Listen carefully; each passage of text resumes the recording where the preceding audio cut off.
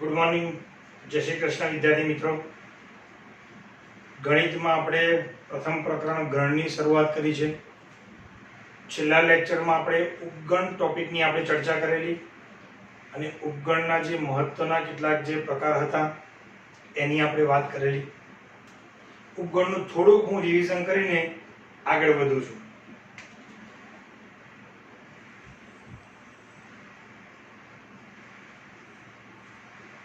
આપણને ખ્યાલ છે ઉપગણ કોને કહીએ છીએ?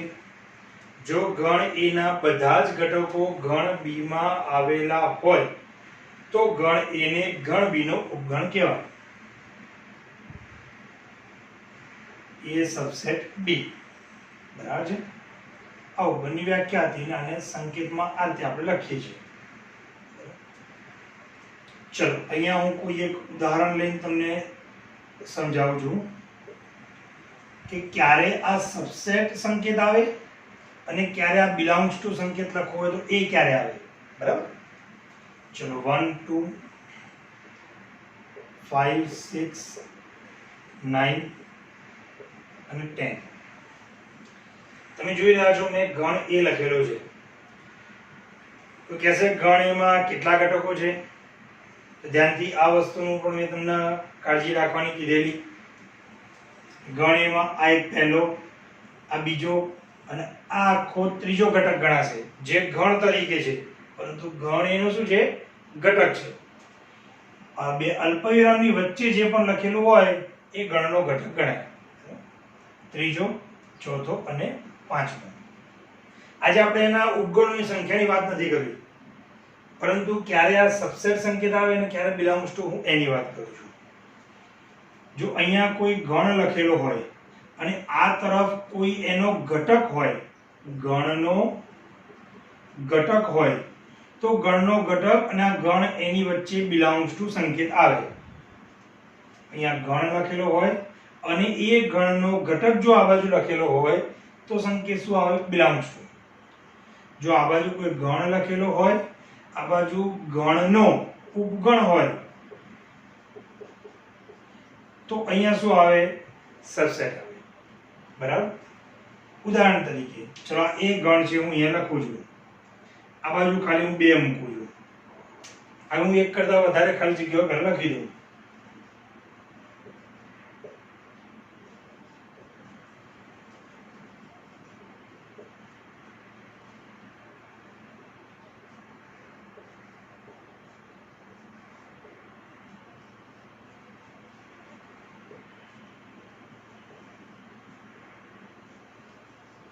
ચલો હાલ 4 ખાલી જગ્યા મેં મૂકી છે. ચલો અહીંયા જુઓ, આ ગણ A છે, આ બાજુ મેં 2 લખેલા છે. આ જે લખેલું છે એ તમારા બે અલ્પવિરામની વચ્ચે જો હોય એટલે કે ઘટક તરીકે હોય તો અહીંયા સંકેત શું આવે? Belongs to.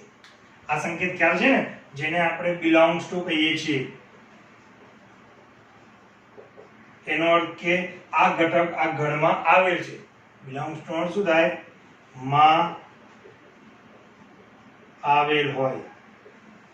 કયા? તો જે તે ગણમાં. ઓકે.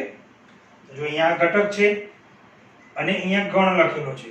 ઘટક છે કે રાખો પડી, કારણ કે ગણ હોય તો છગડા કૌંસની વચ્ચે હોય, એટલે આ એકલો ઘટક લખેલો છે, અહીંયા ગણ છે, માટે અહીંયા શું આવશે? Belongs to. પરંતુ એ જ ઘટક તમે જુઓ મેં છગડા કૌંસની વચ્ચે લખ્યું, એટલે આ શું થઈ ગયો? ગણ થયો. બરાબર. તમે ધ્યાનથી જો એનો ઘટક એ ગણ A માં આવેલો છે, માટે આ શું કહેવાશે? તો ગણ A નો ઉપગણ કહેવાશે કે નહીં? તો ઉપગણ હોય તો અહીંયા સંકેત શું આવે? સબસેટ. ચલો એના પછીની વાત કરું. તમને એમ થાય કે છગડો કૌંસ જોયો એટલે સબસેટ મૂકી દો. ના, ધ્યાન રાખજો. જો અહીંયા આ જે લખેલું છે એ આપણા બે અલ્પવિરામની વચ્ચે એક ઘટક તરીકે છે. મેં તમને હમણાં જ વાત કરી, ગણ A ના ઘટક તરીકે તમને કોઈ ગણ આપેલો છે, એટલે આપણે ઘટક કોને ગણવો? તો સિમ્પલ વ્યાખ્યા, અહીંયા બે અલ્પવિરામની વચ્ચે જે કંઈ તમને દેખાય લખેલો આખું સેમ ટુ સેમ ચિત્ર, એ આપણો ઘટક ગણાય.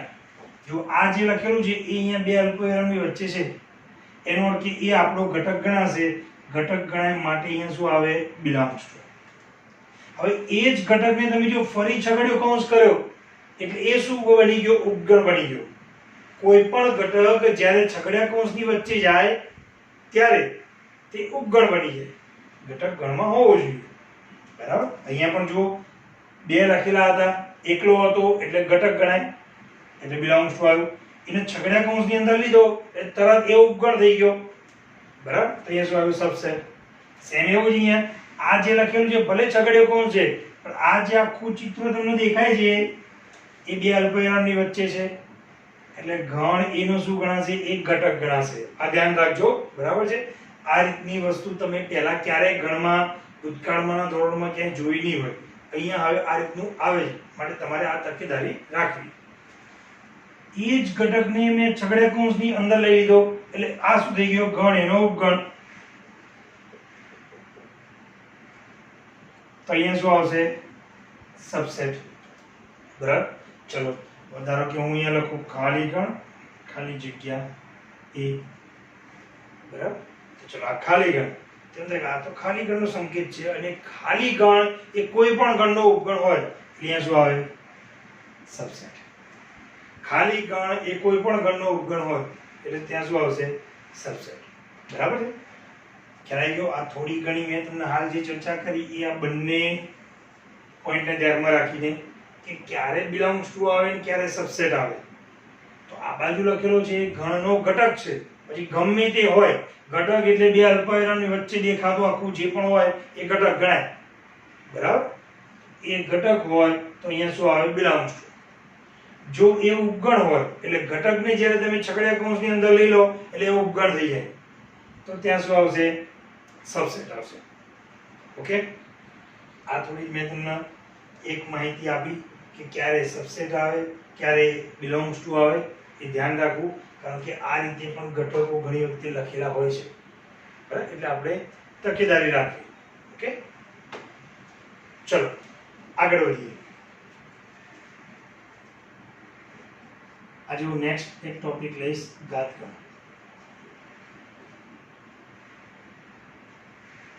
ઘાતગણને અંગ્રેજીમાં પાવર સેટ કહે છે. શું કહે છે? Power set. કોને કહેવાય? તેની વ્યાખ્યા હું લખું છું. ગણ એના તમામ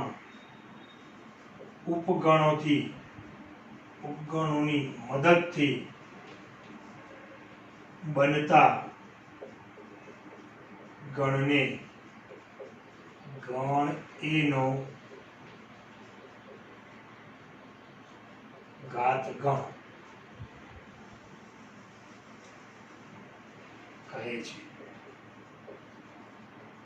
તેની જો કે વ્યાખ્યા શું લખેલી છે? ગણ એના તમામ ઉપગણોની મદદથી બનતા ગણને શું કહે છે? ગણ એનો ઘાતગણ. અર્થાત ગણ એના જે બધા ઉપગણો આપણે લખીએ છીએ બરાબર છે? જે ઉપગણો લખીએ છીએ એ બધાને ઘટકો તરીકે લઈને એક બીજો નવો ગણ બનાવવાનો અને એ જે નવો ગણ બને એનું શું કહેવાય? ઘાતગણ. જે તે ગણનો ઘાતગણ એનું સંકેત તેને પાવર સેટ કહે છે. માટે P of A આ સંકેત વડે પણ દર્શાવવામાં આવે છે. સંકેત શું છે? P of A અર્થાત A નો ઘાતગણ. બરાબર? ધ્યાન રાખજો આ સંકેત બીજે પણ ક્યાંક આવે છે તમને ખ્યાલ છે? કઈ જગ્યાએ? સંભાવનામાં પણ. બરાબર? બંને ચેપ્ટર અલગ અલગ છે. સંકેત બંને જગ્યાએ સરખા આવે છે. આ જ સંકેત ધારો કે સંભાવનામાં હોય તો આપણે શું કહીએ છીએ? A ની સંભાવના, પ્રોબેબિલિટી. બરાબર? અહીંયા P શેના કારણે? પાવર સેટના કારણે P યુઝ થાય છે. એટલે સંકેત બંને જગ્યાએ સરખા છે પણ ગણમાં શું કહેવાય? ઘાતગણ. અને સંભાવનામાં હોય તો ગણ A ની સંભાવના. ઓકે? ચલો હું એક ઉદાહરણ લખું છું. ગણ A હું લખી દઉં છું. એમાં મેં 3 ઘટક લીધા છે. સૌથી પહેલા આના બધા જ હું ઉપગણો લખી દઈશ. હવે આના 3 ઘટકો છે એટલે ઉપગણોની સંખ્યા મને ખબર છે. કેટલી થશે? 2⁵. 2⁵ મીન્સ કેટલા? 8. ઓકે? ચલો 8 ઉપગણ થવાના. સૌથી પહેલો નાનામાં નાનો ગણ ખાલી ગણ લખું. પછી એક એક ઘટકો વાળો હું લખું,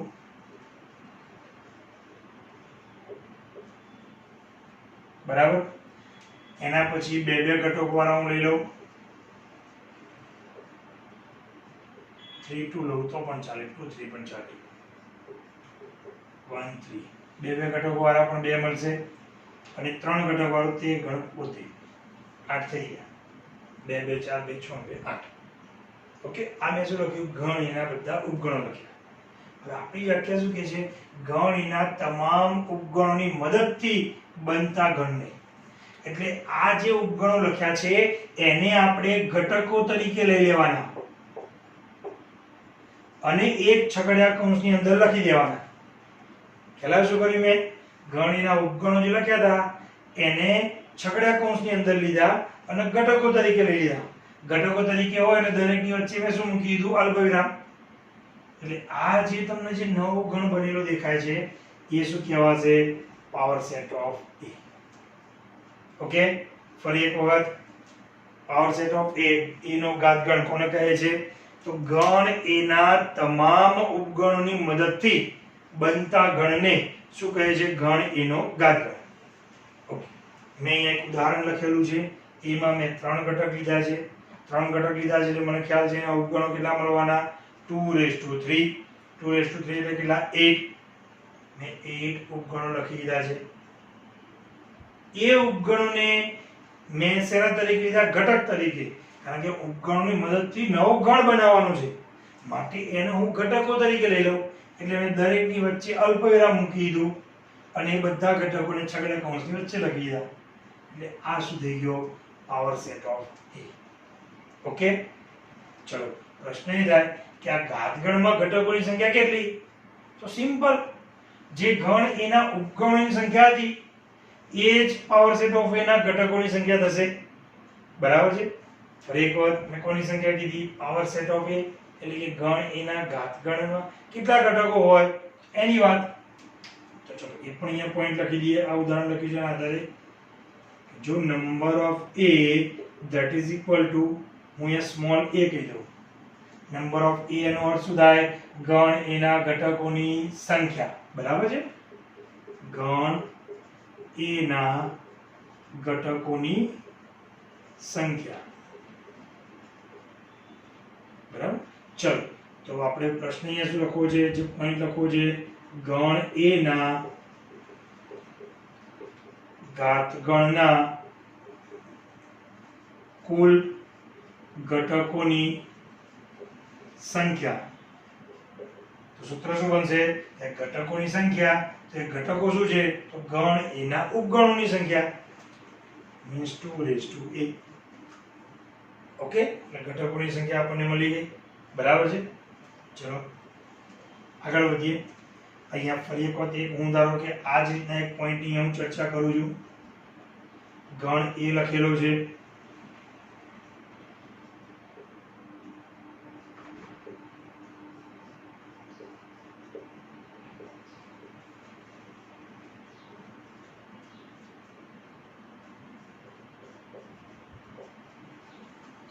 ત્રીજું આ એક એડ કર્યું મેં. બરાબર. ચલો 2. અહીંયા શું લખેલું છે? a.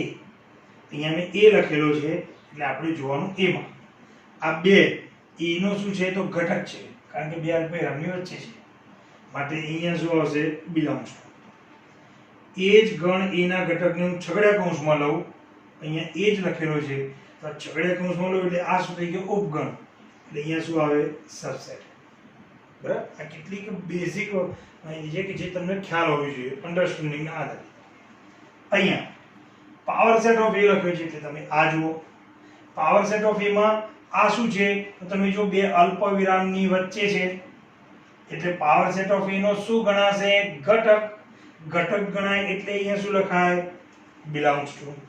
ઓકે, જે ગણ એનો ઉપગણ હતો એ હવે પાવર સેટ ઓફ એ નો શું થઈ ગયો? ઘટક. જો મારે અહીંયા પાવર સેટ ઓફ એ જ રાખવું છે અને અહીંયા સબસેટ લખવું છે તો આ જે ઘટક હતો એને ફરી હું છગડીયા કૌંસમાં લઈ લઉં તો શું આવી ગયું? સબસેટ. ઓકે, એટલે આ કેટલાક મહત્વના કેટલાક પોઈન્ટ છે કે ક્યાં બિલોંગ્સ ટુ આવે અને સબસેટ આવે. ગણ એ માટે અને એના પાવર સેટ માટે. કારણ કે ગણ એ હોય એટલે એનો પાવર સેટ હોય, બરાબર, કારણ કે એના ઉપગણોથી બનતો ગણ છે એટલે પાવર સેટ ડિફાઇન થવાનો જ છે. માટે આ જો મેં ચારે ચાર જે બનતા હતા એની મેં વાત કરી, બરાબર છે. ચલો આગળ વધીએ છીએ આપણે.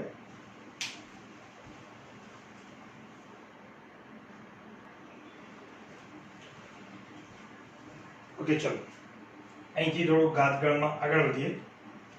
ફરી એક વખત હું આની વાત કરું, કારણ કે આ જ સંખ્યાના ટોપિક પર થોડી ઘણી આગળ ચર્ચા કરવી છે મારે, બરાબર છે. અને જે લેવલનો એક ક્વેશ્ચન પછી હું તમને જણાવું. ગણ એના ઘટકો કેટલા? સ્મોલ એ. તો ગણ એના ઘાતગણના કુલ ઘટકોની સંખ્યા કેટલી? તો ઘાતગણના કુલ ઘટકો એટલે ઉપગણોની સંખ્યા, અર્થાત 2a. બરાબર. ચલો ઓકે. ચલો અહીંયા જો ક્વેશ્ચન પૂછ્યું, પાવર સેટ ઓફ એ ના ઘટકો કેટલા? 8. કેમ? કારણ કે આના ઉપગણો કેટલા હતા? 8. એટલે એના ઘટકો પણ કેટલા? 8. ત્યાંથી સહેજ આગળનો question, power set of A ના ઉપગણોની સંખ્યા કેટલી? Power set of A, P of A ના ઉપગણોની સંખ્યા.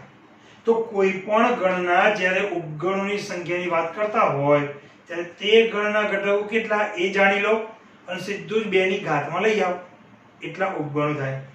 એટલે અહીંયા મેં ક્વેશ્ચન તમને શું પૂછ્યો છે? પાવર સેટ ઓફ એ ના ઉપગણોની સંખ્યા, બરાબર છે. ચલો પાવર સેટ ઓફ એ ના ઉપગણોની સંખ્યા. તો પાવર સેટ ઓફ એ ના ઘટકો કેટલા? તો 2a, બરાબર. જેમ અહીંયા 8 હતા એમ. જેના ઉપગણો કેટલા? તેને ફરી શું લઈ જવાનું? 2 ની ઘાતમાં, એટલે 2a. ઓકે. એક બાજુ એક ઉદાહરણ લખું. નંબર ઓફ એ 5, બરાબર. ચલો સૌથી પહેલા નંબર ઓફ એ કેટલા? તો બહુ ઉતાવળ ના કરતા, મેં પહેલા પણ તમને વાત કરીએ કે 3 આંકડા જોઈને 3 નહીં કહી દેવાના. એક આ ઘટક છે ને બીજો આ ઘટક છે આખો, એટલે 2 ઘટક. નંબર ઓફ એ કેટલા? 2. ચલો પહેલું પાવર સેટ ઓફ એ ના ઘટકોની સંખ્યા, that is equal to power set of A ના ઘટકોની સંખ્યા એટલે ગણ એ ના ઉપગણોની સંખ્યા, અર્થાત 2 આઘાતમાં લઈ લીધા આપણે 2 એટલે આપણને કેટલા મળ્યા? 4, બરાબર છે. એટલે પાવર સેટ ઓફ એ માં કેટલા ઘટકો આયા? 4. હવે મેં જે અહીંયા ક્વેશ્ચન પૂછે, પાવર સેટ ઓફ એ ના કુલ ઉપગણોની સંખ્યા. તો પાવર સેટ ઓફ એ ના ઉપગણો, તો એની સંખ્યા કેટલી હતી? 4. તેના ઉપગણો કેટલા? 2 એટલે કેટલા થશે? 16. ઓકે, ખ્યાલ આવી ગયો, બરાબર છે. હવે ધારો કે આના કોઈ અલગ અલગ ક્વેશ્ચન પૂછવા હોય ને તો પૂછી શકું કે પાવર સેટ ઓફ એ ના અરિક્ત ઉપગણોની સંખ્યા.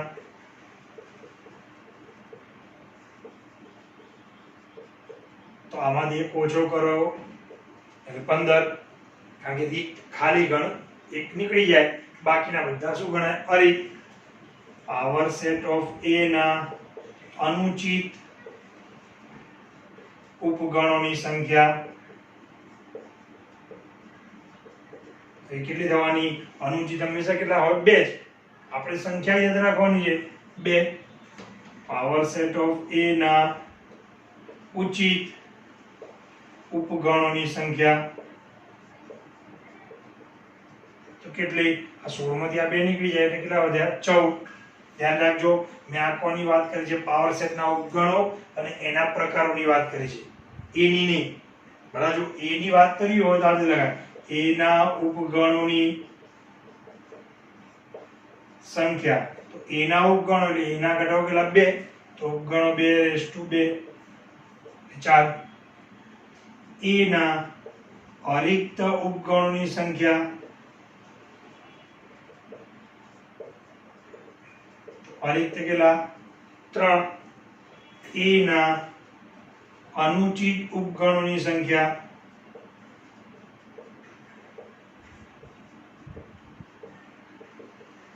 તો કેટલી 2 અનુચિત ફિક્સ છે 2 જ a ના ઉચિત ઉપગણોની સંખ્યા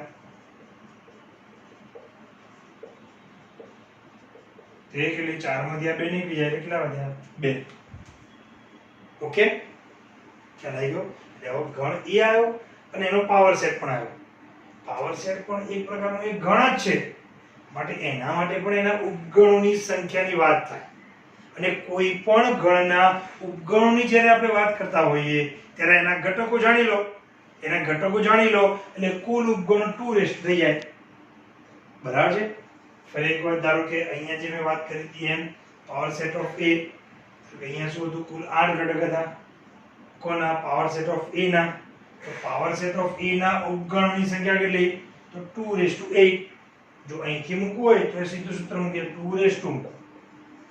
આ a એટલે કેટલા હતા 3 તો 2 ની 3 ઘાત એટલે 8 અને 2 ની 8 ઘાત એટલે 2 દુ 4 દુ 8 16 32 64 128 256 બરાબર ઓકે આગળ વધીએ ચલો વાત હવે હું એક ખાલી ગણની કરીશ ઘાત ગણની ચર્ચા કરું છું ખાલી ગણ માટે ખાલી ગણની વાત કરવી પહેલા ફરી એક એક એક્ઝામ્પલ મૂકું કે અલગ અલગ જે પણ સંકેતો આવતા હોય એ હું તમને જણાવતો છું એટલે ક્યાંય તમને સમજવામાં અન્ડરસ્ટેન્ડિંગમાં કન્ફ્યુઝન ના રહે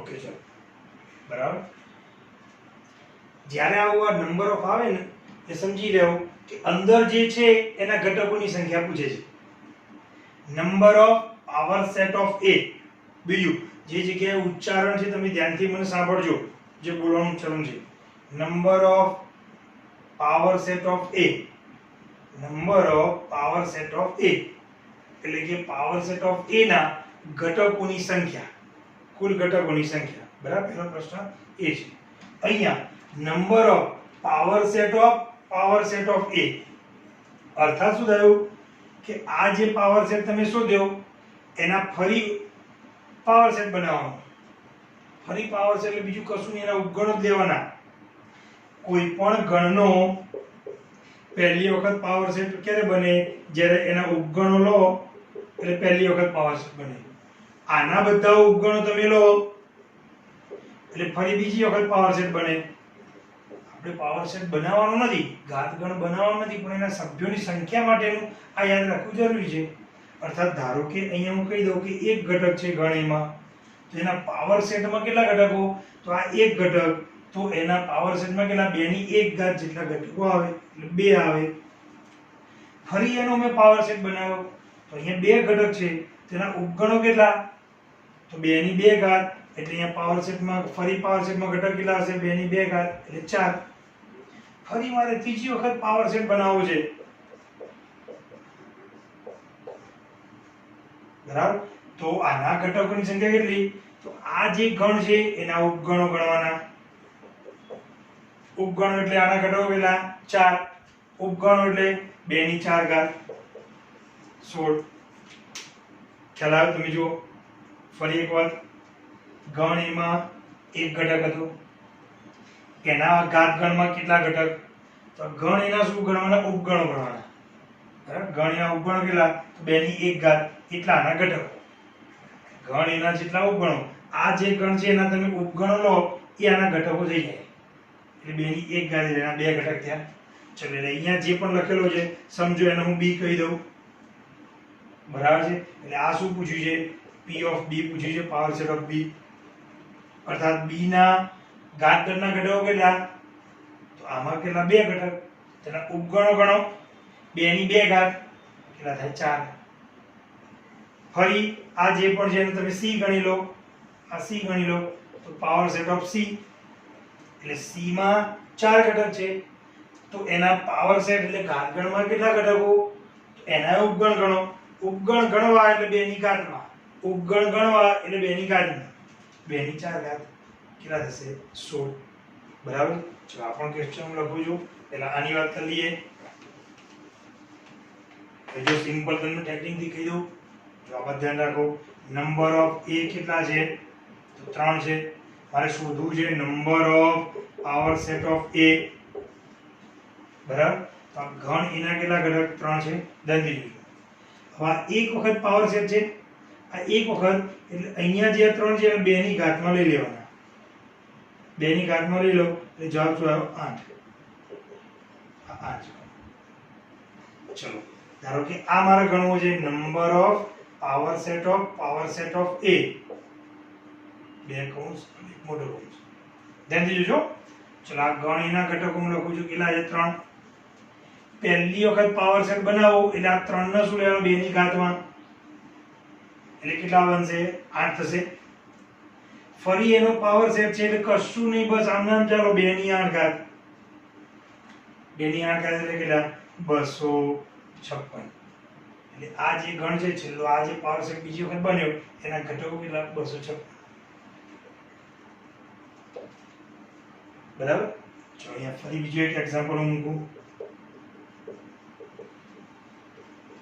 ફક્ત એક જ ઘટક લઉં છું બરાબર ચલો તો number of power set of a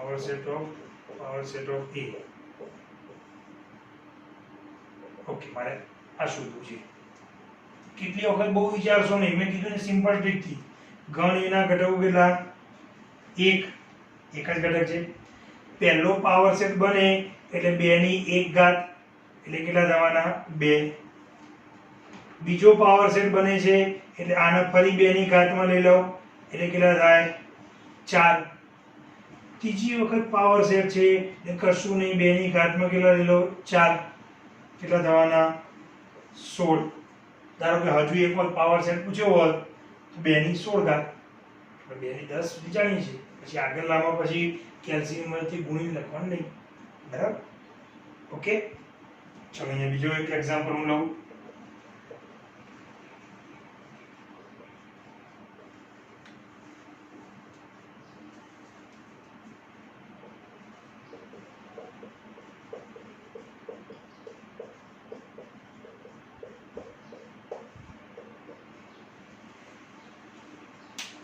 કે ત્રણ એક્ઝામ્પલ હું લઉં છું પહેલામાં મેં તમને હમણાં સમજાવ્યું પરંતુ હવે પછી જો ટ્રીક આપણને ખબર પડી ગઈ છે બરાબર જે પણ આપણને પૂછ્યું એના આધારે ઓકે સૌથી પહેલા અંદરના ઘટકોની સંખ્યા લખવાની જેટલી વખત પાવર સેટ હોય એટલે p હોય એટલી વખત 2 ની ઘાતમાં ક્રમ બાય ક્રમ લઈ જવાના એ 3 હતા પહેલી વખત p એટલે 2 ની 3 ઘાત કેટલા છે 8 ફરી p પાવર સેટ છે એટલે 2 ની 8 ઘાત કેટલા થશે 256 અહીંયા 3 વખત હતું જો ગણ એમાં એક ઘટક પહેલી વખત પાવર સેટ એટલે 2 ની 1 ઘાત 2 ફરી પાવર સેટ એટલે 2 ની 2 ઘાત એટલે 4 આયા ત્રીજી વખત એટલે 2 ની 4 ઘાત એટલે 16 બરાબર ચલો આની વાત કરીએ કઈ દેખાય છે ના ખાલી હવા જ છે ખાલી ડબ્બો એટલે ખાલી ગણ ખાલી ગણ હોય એટલે ઘટકોની સંખ્યા કેટલી 0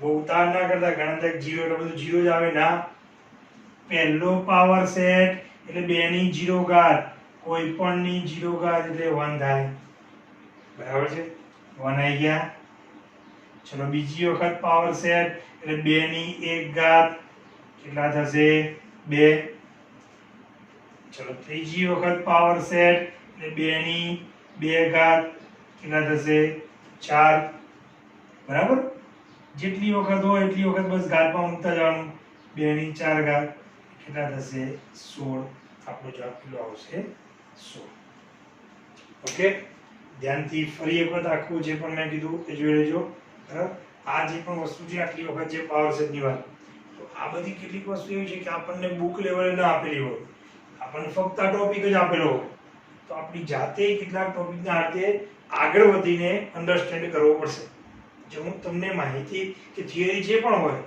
એ તમને એક્સ્ટ્રા સમજાવીશ બરાબર છે? ઓકે,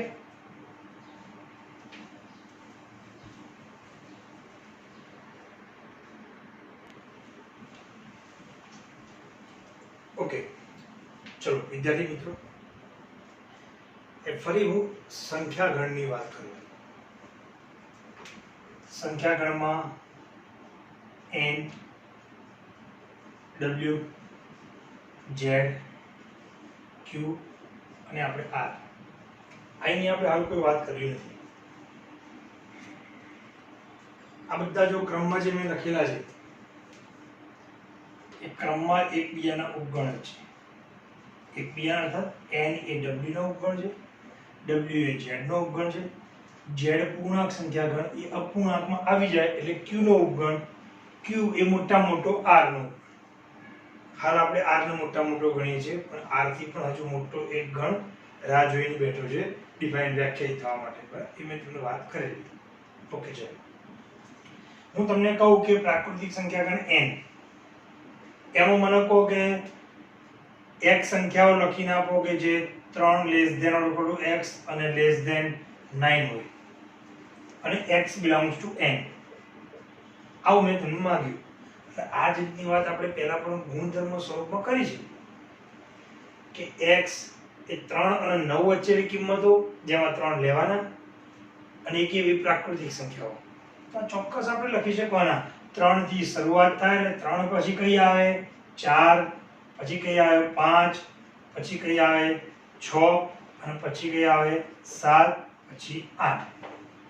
9 લેવાના નથી. આ તે ક્રમમાં તમે લખી શકવાના છો. બરાબર, ધારો કે હું z ની વાત કરું, -2 less than x less than 3, x belongs to z. તેમાં પણ -2 અને 3 ની વચ્ચે તો -1, 0, 1, 2 તમે ક્રમમાં લખી શકવાના છે. તમે ધ્યાનથી જુઓ, આ જે 3 ગણ છે ને એ 3 ગણમાં તમે ક્રમશઃ કિંમતો તમને કોઈ પણ આવી બે સંખ્યાની વચ્ચે માંગી હોય ને તો તમે લખી શકવાના. બરાબર, ધ્યાનથી જુઓ કયા 3 n, w અને z માં. બરાબર, ચલો વાત કરીએ હવે આ q ની અને મોટા r ની જ વાત કરીએ આપણે. બરાબર છે કે હું તમને કહું કે 3 અને 5 ની વચ્ચેની બધી જ વાસ્તવિક સંખ્યાઓ મને લખીને આપો બિલોંગ્સ ટુ r. એટલે આપણે શું જોવું પડે કે અપૂર્ણાંક બધી આવી જવી જોઈએ કે રહી ના જવી જોઈએ. બરાબર છે, અપૂર્ણાંક એટલે પોઈન્ટ વાળી બધી કિંમતો આવી જવી જોઈએ, એક કઈ રહી જવી જોઈએ નહીં. એટલે આપણે શરૂઆત કરીએ કે ઓકે 3 અને 5 ની વચ્ચે લેવા ગઈએ ને તો 3 તો લેવાનું નથી. એ તરત કોઈ હશે ને એ શરૂઆત કરશે કે સાહેબ પહેલી 3.1 આવે, તરત બીજો બાજુમાં કોઈ ડાયો હશે બોલશે સાહેબ બીજું 3.2 આવે, આ બી બોલશે એટલે ત્રીજો કોઈ પણ હશે તો એ કહી જ દેશે સાહેબ 3.3 લખો. આ તે ઘણા લખશે. પણ જે ભાઈ વધારે કોઈ બુદ્ધિમાન ચતુર હશે ને એ કહેશે કે સાહેબ 3.1 પહેલી ના આવે, એના પહેલા તો 3.01 આવે ને, કે આના કરતા જો આ નાની છે એટલે આ આવશે, પછી આ આવી શકે.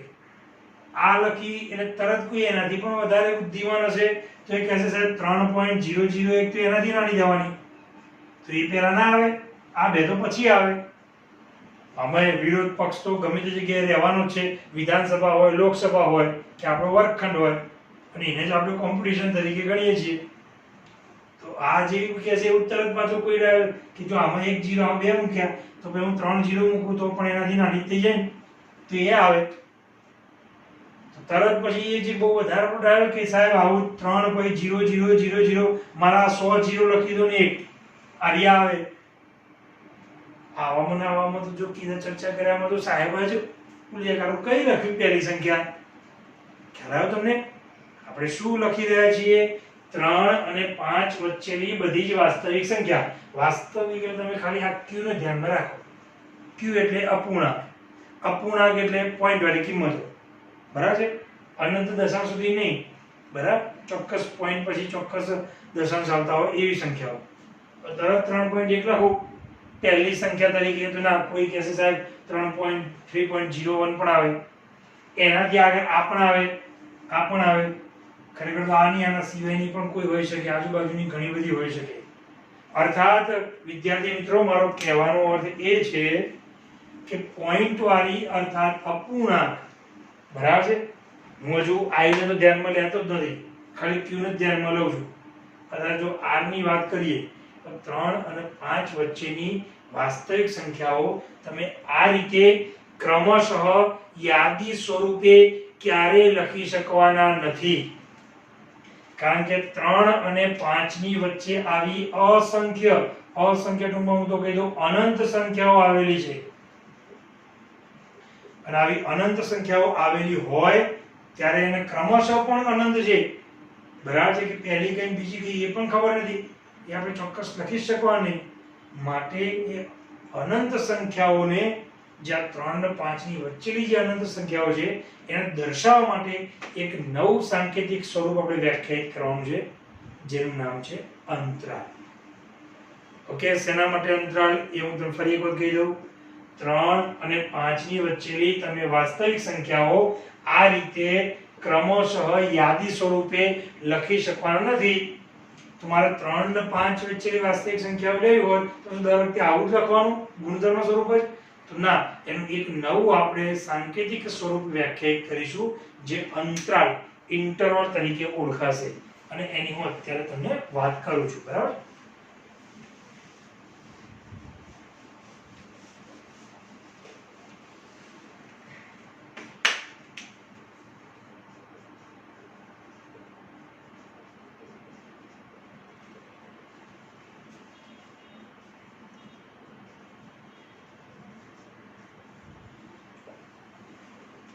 ઇન્ટરવલ. ઓકે, અંતરાલની આપણે હાલ વાત કરવાની છે. ચલો, સૌથી પહેલો જે અંતરાલ હું લઉં છું એ લઈ લો વિવૃત અંતરાલ.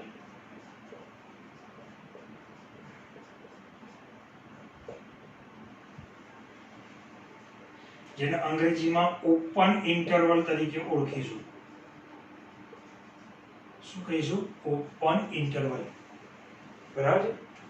એનો સંકેત લખીશ અને એમાં કઈ સંખ્યાઓ એની સંકેત આ રીતે છે, સાદો કૌંસ, આ a અને b.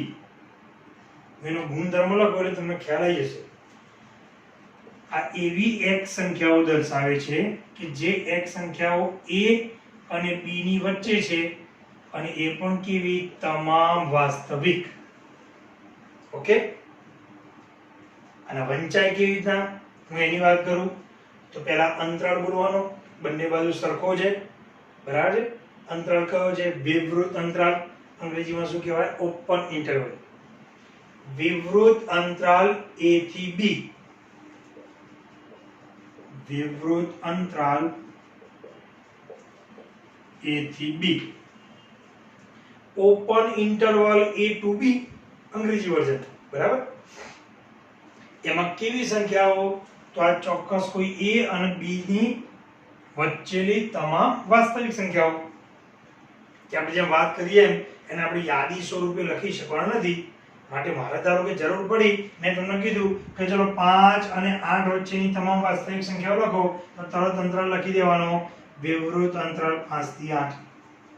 એટલે એનો અર્થ કે 5 અને 8 વચ્ચેની બધી જ વાસ્તવિક સંખ્યાઓ આવી જાય.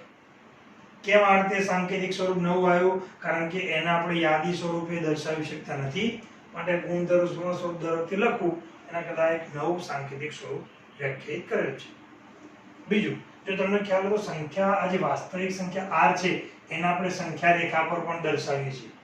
એટલે હું અહીંયા પણ દર્શાવું સંખ્યા રેખા પર. આ વાસ્તવિક સંખ્યા રેખા r છે. અંતરાળમાં ધ્યાન રાખજો, આ ડાબી બાજુની a કિંમત આ b કરતા નાની છે. જો ડાબી બાજુની કિંમત a એ આ જમણી બાજુની કિંમત કરતા નાની છે. આ એની મેઇન કન્ડિશન છે. એટલે અંતરાલ 5 થી 8 લખાય, ક્યારે 8 થી 5 લખાય નહીં. ઓકે, ચલો બીજું, આ જે વિવૃત અંતરાલ છે એમાં તમે જુઓ a અને b લીધેલા નથી. બરાબર? a અને b લીધેલા નથી. એટલે અહીંયા અર્થ શું થાય? એવી x કિંમતો કે જે a અને b ની વચ્ચેની, જેમાં a અને b આપણે લેવાના નથી.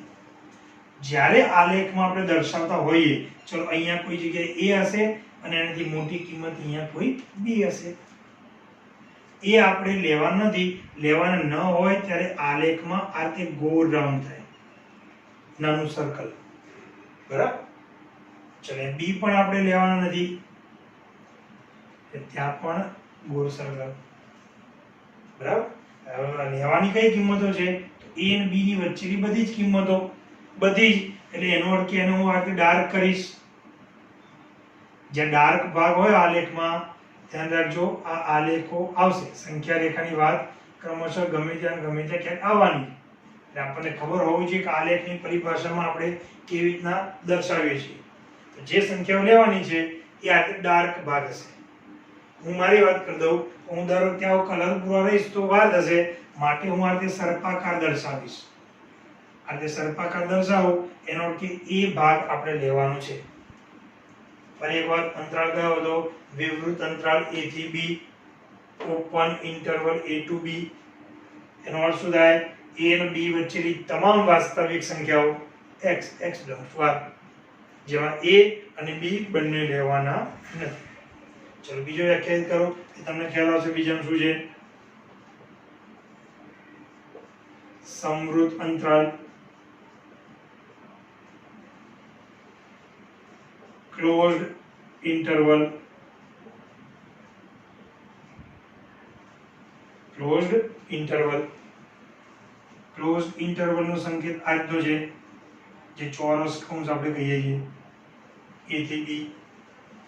ચલો એવી x સંખ્યાઓ કે જ્યાં એ x સંખ્યાઓ a અને b ની વચ્ચે હોય, જેમાં a પણ લેવાના અને b પણ, એટલે બંને અંતરાલનો તમને સ્પષ્ટ ડિફરન્સ ખ્યાલ આવી ગયો.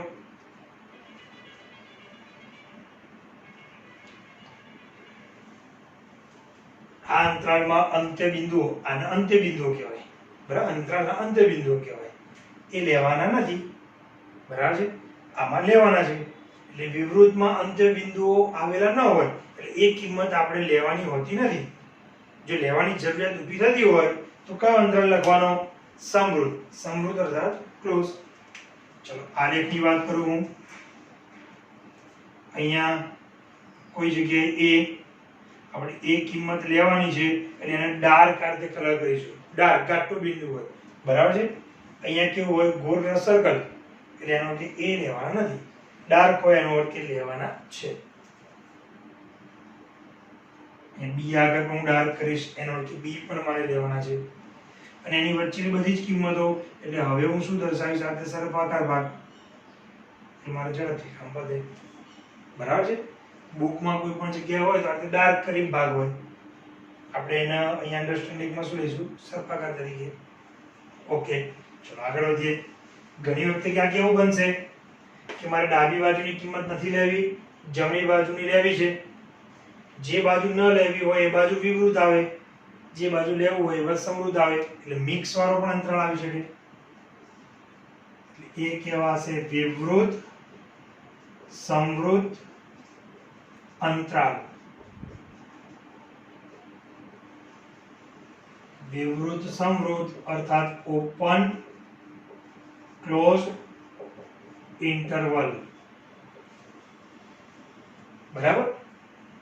ડાબી બાજુ વિવૃત એટલે કિંમત નથી લેવાની, જમણી બાજુ સમૃદ્ધ. ચલો x કે જ્યાં e મારે લેવાના નથી અને b મારે લેવાના છે, અને વચ્ચેની બધી જ વાસ્તવિક સંખ્યાઓ તો ખરી જ. બરાબર. વંચાય કેવી રીતના? તો ડાબી બાજુથી વાંચવાનું. એટલે પહેલા અંતરાળ બોલી જવાના. વિવૃત સમૃદ્ધ અંતરાળ. આ વિવૃત સમૃદ્ધ અંતરાળ a થી b. વિવૃત સમૃદ્ધ અંતરાળ a થી b. Open close interval a to b. ડાબીથી જમણી તરફ. સંખ્યા રેખા પર a મારે નથી લેવાના માટે હું ગોળ રાઉન્ડ કરીશ. b લેવાના છે માટે ત્યાં ડાર્ક આવશે. અને એની વચ્ચેની બધી કિંમતો તો ખરી જ. બરાબર. ઓકે. ચલો ચોથા નંબરે સમૃદ્ધ વિવૃત અંતરાલ અર્થાત ક્લોઝડ, ઓપન ઇન્ટરવલ, મુખ્ય આધારે 4 પ્રકાર થઈ ગયા, બરાબર છે. એક બંને બાજુ વિવૃત, એટલે બંને કિંમતો લેવાની નહીં, અંત્ય બિંદુઓ લેવાના નથી. બંને બાજુ સમૃદ્ધ, અર્થાત બંને બાજુના અંત્ય બિંદુઓ લેવાના છે. આવે અહીંયા ડાબી બાજુની કિંમત આપણે લેવાની નથી, જમણી બાજુની લેવાની છે. હવે જે લખું છું એમાં ડાબી બાજુની લેવાની છે અને જમણી બાજુની નથી લેવાની.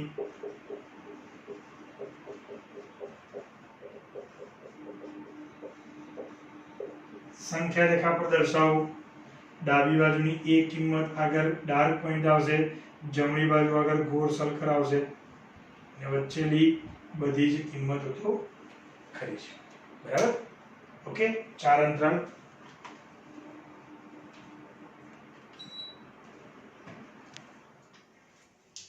બરાબર? ફરી એક વખત અંતરાલનો ઉપયોગ આપણે ક્યારે કરવાનો છે?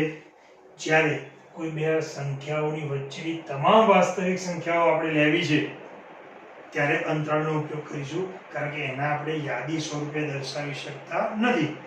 માટે આપણે આ અંતરાલ દ્વારા એને વ્યાખ્યાયિત કરીશું.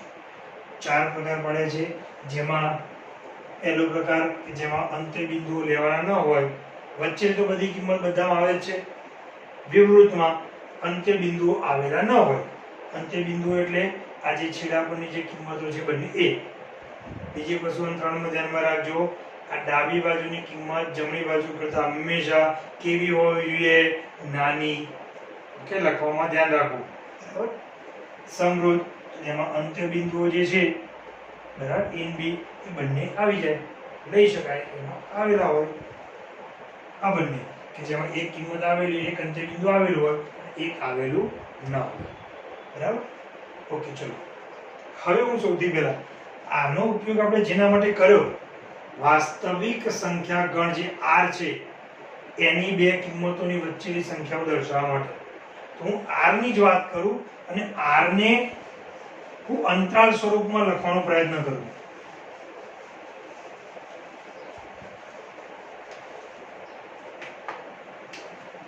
ચલો, R. ઓકે, ધ્યાન રાખજો. એટલે R ના હું ભાગ પાડું છું અને એના અંતરાલ સ્વરૂપે લખું. R એટલે આખી સંખ્યા રેખા. બરાબર છે? આમાંના અંતરાલ સ્વરૂપે લખવું હોય તેની બંને બાજુની છેડા પરની કિંમતો ખબર હોવી જોઈએ. આપણને ખ્યાલ છે કે R માં એક્ઝેક્ટ મિડલમાં ક્યાંક 0 હશે. મિડલમાં. કેમ મિડલમાં કહું છું? કારણ કે એની આ તરફ બધી જ કેવી હશે? ધન વાસ્તવિક સંખ્યાઓ.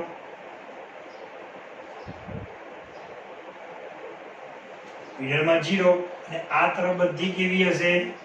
ઋણ વાસ્તવિક સંખ્યાઓ.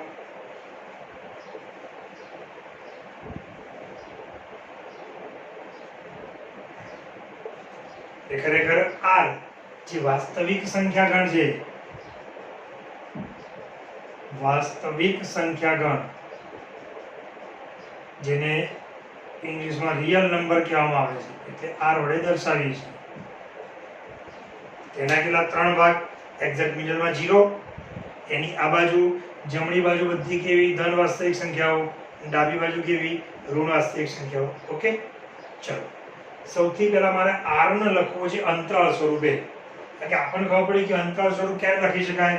જ્યારે બધી વાસ્તવિક સંખ્યાઓ લખવી હોય ત્યારે. મારે બધી જ વાસ્તવિક સંખ્યાઓ અહીંયા લખવી છે. બરાબર? તો સૌથી પહેલા એના બંને બાજુના છેડાઓ ખબર હોવી જોઈએ. આ બાજુ છેલ્લે કિંમત કઈ? છેલ્લે કઈ કિંમત આવે આપણને ખબર જ નથી. માટે એના માટે આપણે શબ્દ શું વાપરીએ છીએ? અનંત. છેલ્લી કિંમત કઈ? તો કે અનંત સંખ્યા છેલ્લે હશે. અને એ અનંત માટે આપણે સંકેત કયો? આ રીતનો વાપરીએ છીએ. બરાબર? જેને શું કહેવાય? ઇન્ફિનિટિવ. સંકેતને શું કહેવાય? ઇન્ફિનિટિવ. અનંત સુધી. બરાબર? ધન બાજુ છે માટે આ જે અનંત છે એ પોઝિટિવ અનંત ગણાય. બરાબર? ધન અનંત સુધી. તો ઋણ બાજુ જે છે એ માઇનસ અનંત સુધી ગણાય, એટલે કે માઇનસ ઇન્ફિનિટિવ ગણાય. બરાબર? આ કોઈ સંખ્યા નથી, પરંતુ તમને છેક અનંત સુધી દર્શાવતો એક સંકેત છે. ધ્યાન રાખજો. છેલ્લી સંખ્યા તો કઈ આપણને ખબર જ નથી. તમે લખીને રાખશો ત્યાં સુધી તમારે કેમ મળશે નહીં કે છેલ્લી સંખ્યા કઈ. આ ખાલી સંકેત જ દર્શાવે છે કે અનંત સુધીનો છેલ્લો છેડો છે. અનંત. આ એનો સંકેત છે ઇન્ફિનિટી. ધન બાજુ છે માટે આપણે એને પ્લસ ઇન્ફિનિટી તરીકે લખીશું. પ્લસ લખતા નથી. માઇનસ બાજુ હોય તે શું લખાય? Minus infinity. એનો અર્થ કે આખી જે વાસ્તવિક સંખ્યા રેખા r છે એ r ને મારા અંતરાલ સ્વરૂપે લખવું હોય તો બંને બાજુના છેડા માટેના આપણને સંકેતો મળી ગયા. આ બાજુ પ્લસ ઇન્ફિનિટી, આ બાજુ માઇનસ ઇન્ફિનિટી.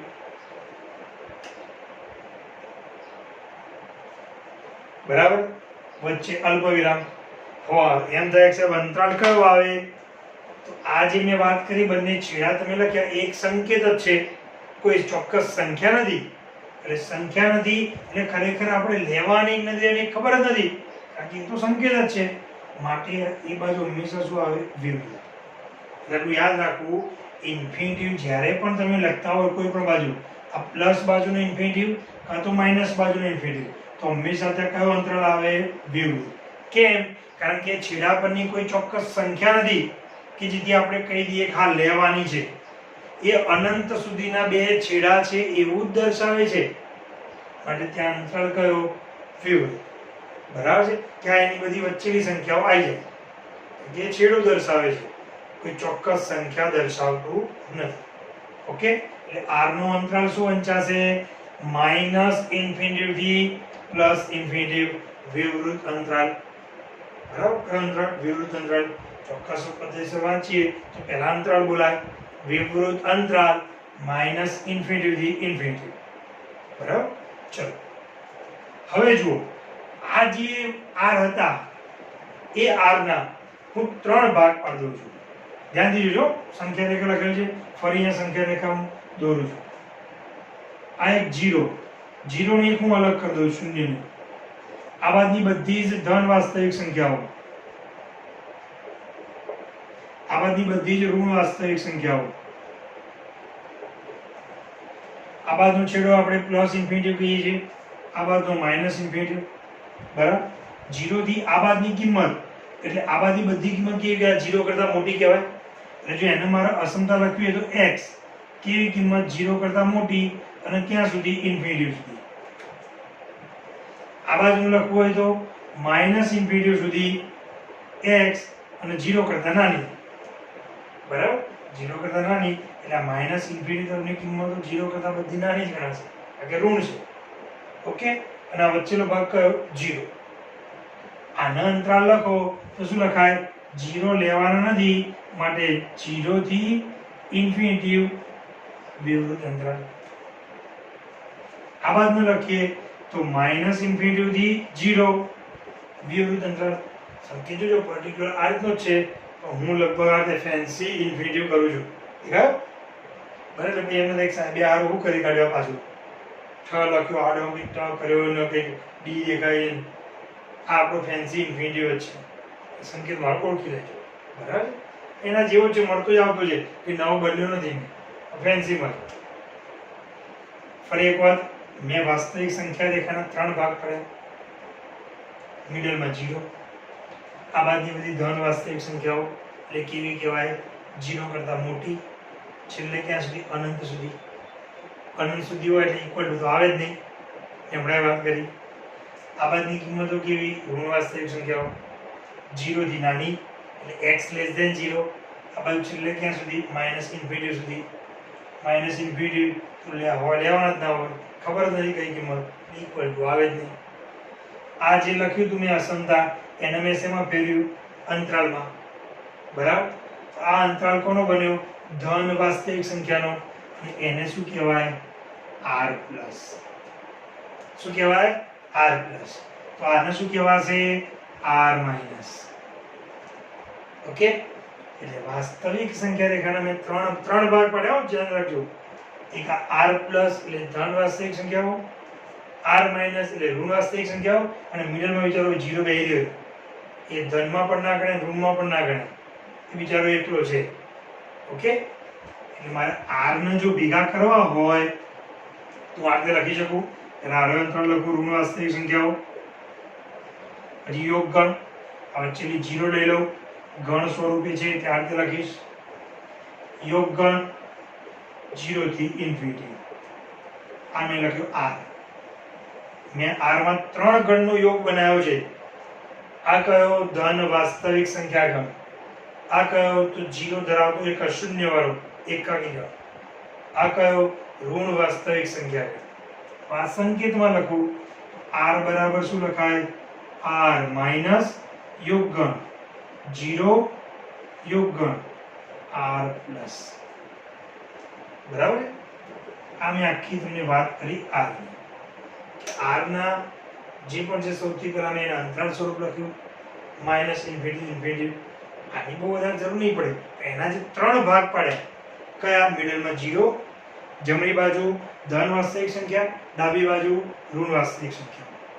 જમણી બાજુ ધન વાસ્તવિક સંખ્યા એટલે વિવૃત અંતરાલ 0 થી ઇન્ફિનિટી. એને શું કહેવાય? r plus.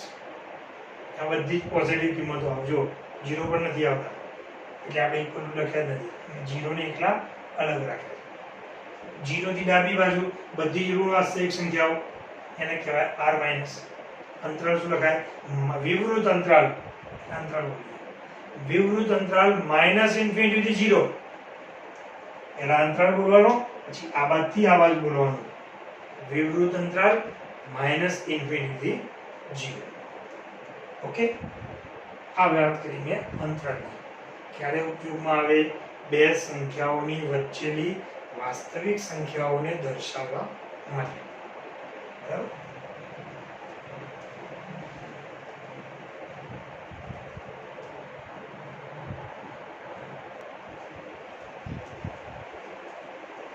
ઓકે. અંતરાળમાં ખ્યાલ આવી ગયો. મુખ્ય 2 પ્રકારના અંતરાળ છે. એ બંનેને મિક્સ કરી બીજા 2 બનાવ્યા એટલે કુલ 4 પ્રકારના અંતરાળ. બરાબર. વિવૃતમાં અંત્યબિંદુઓ આવેલા ન હોય, સમૃદ્ધમાં ચોરસ કૌંસ વાપરે છે, અંત્યબિંદુઓ આવેલા હોય. બરાબર. જ્યારે લેવાની જરૂર પડે કોઈ પણ કિંમત કોઈ પણ બાજુનું અંત્યબિંદુ એ બાજુ સમૃદ્ધ, બીજું ના લેવું હોય તો વિવૃત, જે મિક્સ વાળો પણ અંતરાળ છે. બરાબર. આ બંનેને ખાસ બોલવામાં જો તમને ફરી એકવાર બોલું છું. વિવૃત સમૃદ્ધ અંતરાલ a થી b. ઇંગ્લિશમાં open close interval a to b. હવે સમૃદ્ધ વિવૃત અંતરાલ a થી b. Open close open interval a to b. બરાબર છે. ઓકે. અમે અંતરાલની વાત કરી. નેક્સ્ટ લેક્ચરમાં આપણે ગણ પરની જે બેઝિક જે ક્રિયાઓ છે કે જે તમે ભૂતકાળમાં ભણીને આવ્યા છો એની સૌથી પહેલા વાત કરીશું અને એના કેટલાક જે નિયમો છે, ગુણધર્મો છે એની ચર્ચા કરીશું. બરાબર.